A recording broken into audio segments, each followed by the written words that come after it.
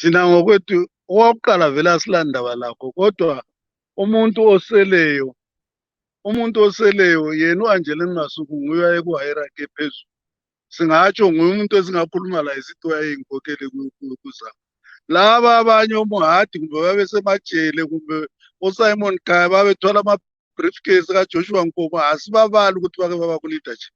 Anyway, asilandaba lakho lanxa bekusele oku-leadership sibatshela sithi izaphu isingapha wena sukuzanu.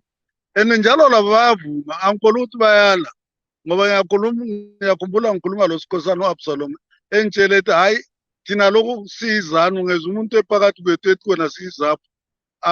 Uyabe khuluma nje ukuthi sasiyizaphu, hayi khona ukuthi siyizaphu ngoba ngomthetho wabo kukhanya ngani vele abavumi ukuthi wena kulo muntu phakathi kwabo ongasukuma kade esathi mina ngiyizaphu.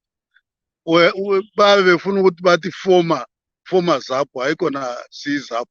Izaphu yithi esilapha. Uthi into ehluphayo phela laba mabuka ukuthi yona-ke izanu iyakhuluma ngathesi njena ngikutshelile ngithe mina ngathesi kuhlaliwe kuthiwa kubiza ugogo uAngela Masuku umuntu osigulelayo sizwile kathesi tathesi indawo ziyasitshela ngalo ukuthi u-Obed Mpofu wayengekho kuzaphu, so kudingwa labantu abekuzaphu.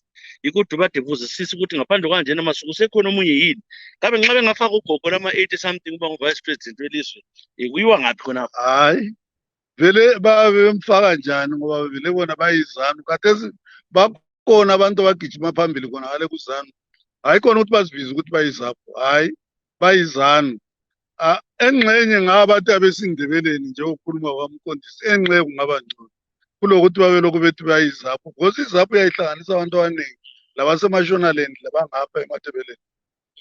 Umhlangano lo wenza izolo kuthiwa kube lo mhlangano izolo laba bebengabezaphu baqoqana bababodwa ukuthi bakhuluma ukuthi besihamba legama abalinikeza ukuthi nangakho ukuthi asithi thina simkhethayo njengabezaphu ngulo izaphu ephakathi. Hayi indlela izanu esebenza ngayo, kodwa bayakwazi ukuthi bangaze bamkhethe. Uyabe engasuzaphu, uyabe ngumuntu wezanu, njalo ngumuntu olandela imithetho yezanu, njalo ngumuntu ongasoze afa ngelinye ilanga wasukuma wathi khona hayi bakithi mina ngiyizaphu. So akuncedi i-unity efoselwayo but engaso unity. Sikwazi nje ukuthi mina ngakho senzela santana kasoze afa avuma ukuthi wona yena uyizaphu, uyavuma ukuthi wona kulabantu abezanu, so azikhethele umuntu amfunayo. Sikhuluma nje uzazikhethela umuntu amfunayo. Kodwa ngizabona kuzabhala phela ukuthi ngubezaphu. Abasoze babhale lapho ngiyala.